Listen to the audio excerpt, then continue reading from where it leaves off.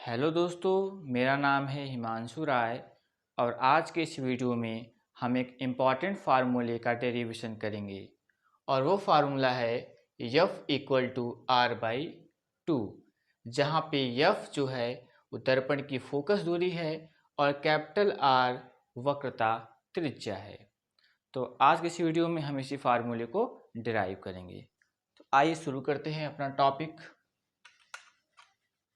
तो जो फार्मूला जो आपके सामने दिख रहा है उसको हम अवतल दर्पण के केस में डिराइव करेंगे।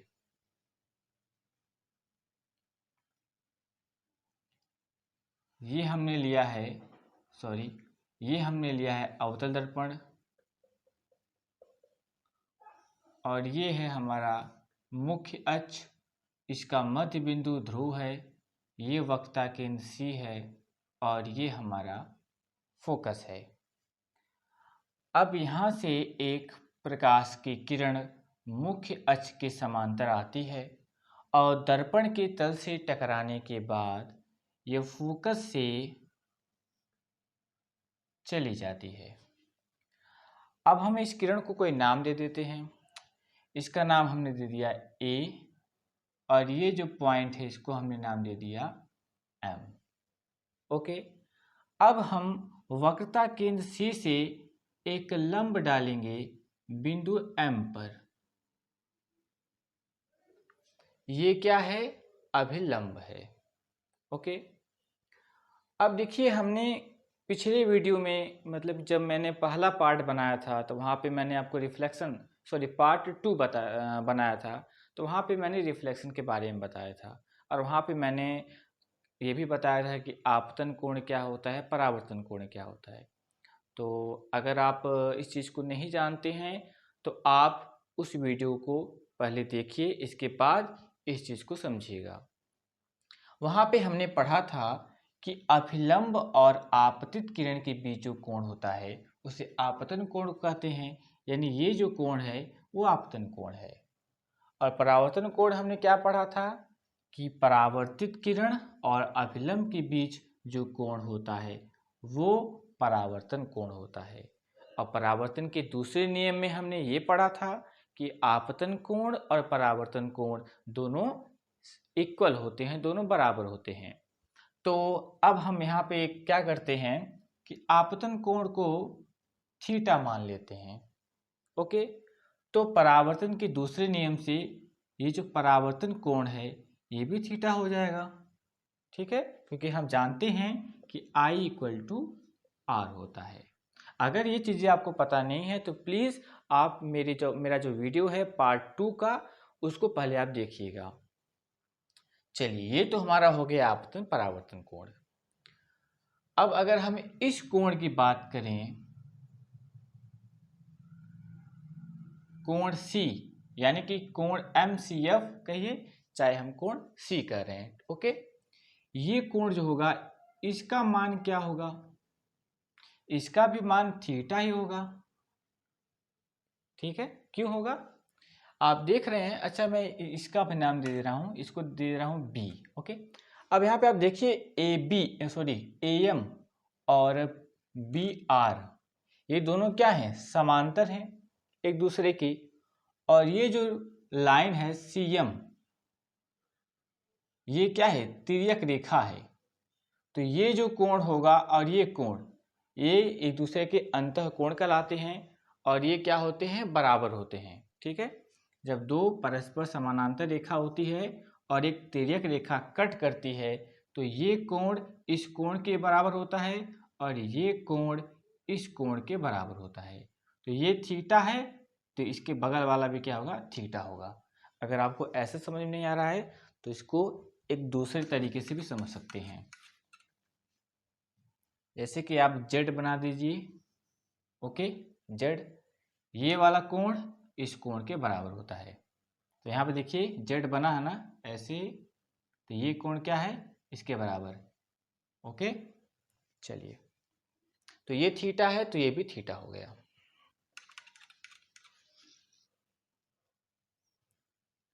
अब अगर हम इस कोण की बात करें कि इस कोण का मान क्या होगा, यानी कोण F का मान क्या होगा, तो आप जरा ध्यान से देखिए फिगर में कि जो कोण F है वो त्रिभुज MCF का बहिष्कोण है। बहिष्कोण यानी बाहरी कोण है।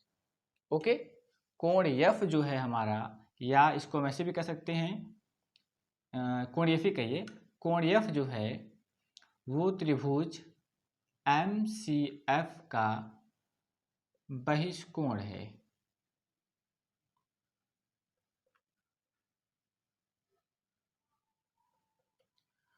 और आप लोगों ने लोअर क्लास में पढ़ा होगा बहिष्कोण प्रमेय, वहाँ पे आपने ये चीज़ पढ़ी होगी कि जो बहिष्कोण होता है किसी भी त्रिभुज का, वो उस त्रिभुज के दो सुदूर अंतः कोणों के योग के बराबर होता है। यानी जो दूर वाले कोण होते हैं उनके योग के बराबर होता है। तो देखिए ये थीटा है और ये थीटा है, तो ये कितना हो जाएगा, theta plus theta equal to 2 theta. यानी कोण F क्या आ जाएगा, theta plus theta equal to 2 theta. तो इसको हमने कह दिया 2 थीटा। ओके, चलिए अच्छा, ये इतना हमको समझ में आ रहा है कि ये कैसे थीटा हुआ और ये कैसे 2 थीटा हुआ। ओके, मैं फिर से रिपीट कर दे रहा हूँ कि ये आपतन कोण है, ये परावर्तन कोण है, और आपतन कोण और परावर्तन कोण बराबर होते हैं। तो अगर हमने आपतन कोण को थीटा मान लिया तो ये भी थीटा हो गया परावर्तन के दूसरे नियम से। अब देखिए ये थीटा है तो ये भी थीटा होगा एकांतर अंतः कोण से। अब ये जो कोण है ये त्रिभुज MCF का बहिष्कोण है। और बहिष्कोण प्रमेय हमने पढ़ा है कि जो बहिष्कोण होता है वो त्रिभुज के दो अंतः कोणों के योग के बराबर होता है। तो ये थीटा तो ये कितना हो जाएगा, theta plus theta equal to 2 theta. चलिए आप इस चीज को नोट करते रहिए। चलिए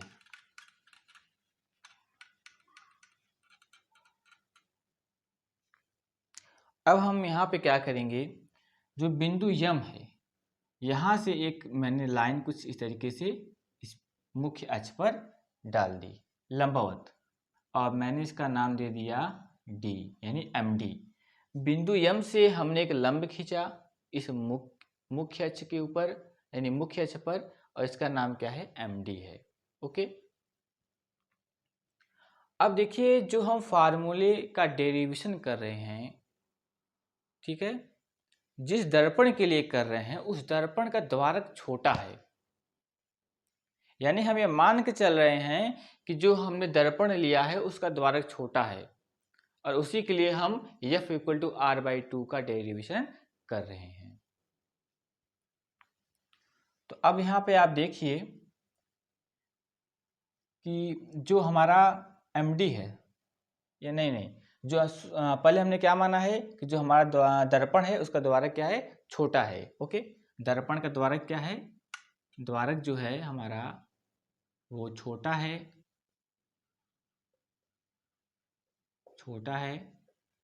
और द्वारक क्या होता है, हमें यहाँ पे एक चीज समझना पड़ेगा ना, द्वारक क्या होता है, दर्पण का जो व्यास होता है उससे हम कहते हैं द्वारक। ओके, जो हमने दर्पण लिया है कुछ इस तरीके से, ये सिरा है M1 और ये सिरा है M2, यही M1 M2 जो है इसी को तो हम कहते हैं द्वारक। ओके, यानी जो दर्पण का ये व्यास है ना M1 M2, इसे ही हम क्या कहते हैं, द्वारक कहते हैं। ओके, चलिए अच्छा, अब देखिए अब यहां से हम tan थीटा निकालेंगे, tan थीटा निकालेंगे और tan 2 थीटा निकालेंगे। अगर आप यहां से tan थीटा निकालते हैं, ओके, tan थीटा माने कि त्रिभुज, अगर हम त्रिभुज MCD में देखें, यानी त्रिभुज MCD में अगर हम tan थीटा लेते हैं तो tan थीटा क्या होता है, लंब बटे आधार। तो आप देख रहे हैं कि MCD में लंब क्या है, थीटा के सामने वाली भुजा लंब होती है, और लंब क्या है, MD है, MD, और आधार क्या है इसका, CD। ओके, अब हम इस छोटे त्रिभुज पे आते हैं MFD, त्रिभुज MFD, इसमें क्या है, टेन टू थीटा है, यानी टेन टू थीटा हो जाएगा लंब बटे आधार। इसमें देखिए लंब क्या है, एम डी ही है, और आधार क्या है, एफ डी। अच्छा, यानी कि हमने टेन थीटा और टेन टू थीटा निकाल लिया। अब हमने क्या सपोज किया है, क्या माना है कि जो हमने दर्पण लिया है उसका द्वारक छोटा है। ओके, अब अगर द्वारक छोटा होता है तो जो ये थीटा होता है उसकी वैल्यू कम होती है। अगर दर्पण का द्वारक छोटा है तो ये जो कोण है थीटा, उसका मान क्या होता है, कम होता है। अभी मैं आपको आगे समझाऊंगा, फिलहाल अभी आप इसी चीज़ को जानते रहिए। मैं जब फार्मूले को डिराइव कराऊंगा उसके बाद इस चीज़ को समझाऊंगा कि कैसे दर्पण का द्वारक छोटा होने पर थीटा का मान छोटा हुआ। फिलहाल आप अभी तक यही जानिए कि अगर द्वारक छोटा है तो थीटा छोटा होगा, और अगर थीटा छोटा है, ओके, अगर थीटा छोटा है तो टेन थीटा को हम थीटा मान लेते हैं, और उसी प्रकार से टेन टू थीटा को हम टू थीटा मान लेते हैं। ओके, थीटा छोटा है तो टेन थीटा को हमने थीटा मान लिया, और टेन टू थीटा को हमने टू थीटा मान लिया। अब यहाँ से क्या हो जाएगा, इस चीज़ को आप नोट कर लिए हैं, नोट कर लीजिए, इसके बाद हम मिटाएंगे। तो अगर हमने टेन थीटा को थीटा और टेन टू थीटा को टू थीटा मान लिया तो यहाँ से टेन हट जाएगा, थीटा मिल गया, और यहाँ से भी टेन हट जाएगा, टू थीटा मिल गया। ओके, नोट कर लीजिए।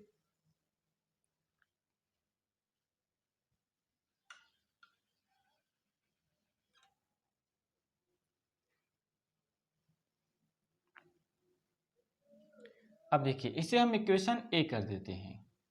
ओके, अब देखिए जो हमको इक्वेशन ए मिला है, यानी two theta equal to M D upon F D, इसमें हम थीटा की वैल्यू रखेंगे। तो टू इंटू थीटा की वैल्यू क्या है, M D upon C D, M D upon C D equal to क्या है, M D upon F D. यहाँ से देखिए टू एम डी है, यहाँ पे एक वन एम डी है, एम डी कैंसिल। ओके, अब यहाँ से एफ डी क्या मिलेगा हमको बताइए, इस चीज़ को आपने नोट कर लिए, नोट कर लीजिए। अब इसको मिटा रहे हैं।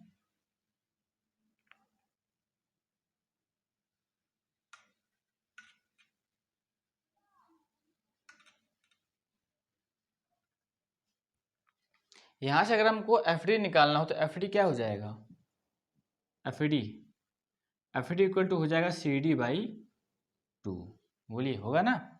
अरे भाई देखिए two F D equal to C D होगा, तो एफ डी क्या आ जाएगा, सी डी अपॉन टू हो जाएगा। ओके, चलिए अब देखिए हमने क्या माना है, हमने माना है कि दर्पण का द्वारक छोटा है। ठीक है, दर्पण का द्वारक छोटा है, और अगर दर्पण का द्वारक छोटा है तो ये जो पॉइंट डी है ये बिल्कुल पी के करीब होगा, बहुत पास में होगा। कैसे, इस चीज़ को हम बता दे रहे हैं यहीं पर। आइए फील कीजिए इस चीज़ को।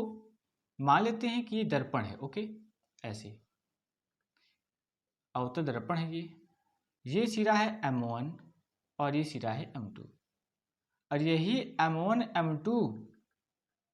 M2 ही तो द्वारक है, और ये इसका मध्य बिंदु है। ये पॉइंट है, मान लेते हैं D है, ओके, D, और ये पॉइंट क्या है, हमने मान लिया P।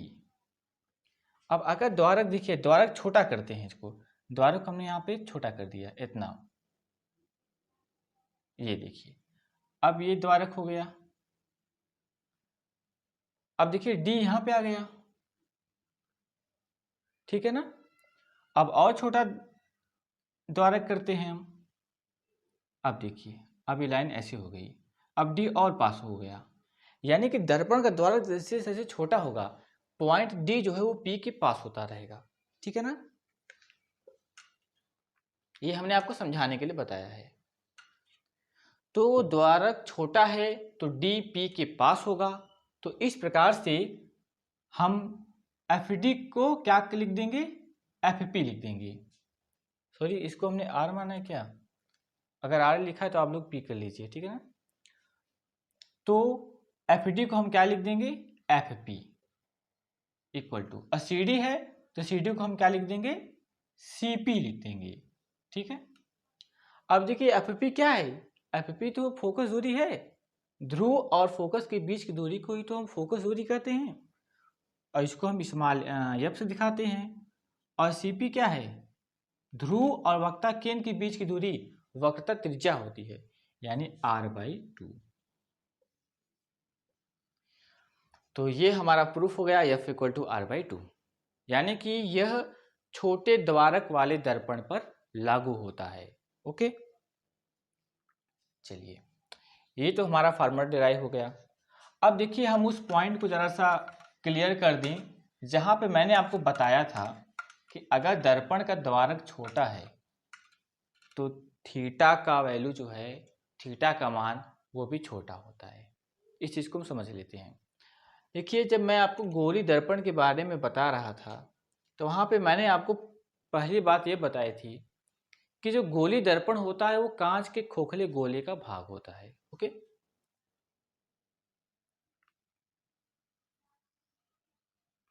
ये हमने कांच का एक खोखला गोला ले लिया है और ये जो भाग है हमने इसको कट कर दिया और यहाँ हमने पॉलिश कर दी और ये हमारा क्या बन गया, अवतल दर्पण। और इस गोले का जो केंद्र है C, ये वक्रता केंद्र कहलाता है इस दर्पण का। अब देखिए ये पॉइंट है M1 और ये पॉइंट है M2 और यही तो क्या है, यही तो इस दर्पण का द्वारक है। अब देखिए हम इस M1 को C से मिला रहे हैं और इसको भी हम इसने कुछ इस तरीके से मिला दिया, यानी कि C को M1 से और M2 से मिला दिया। ये एंगल हो गया थीटा। अब देखिए अब हम दर्पण का द्वारक छोटा करेंगे, ठीक है। लीजिए हमने दर्पण का द्वारक छोटा कर दिया।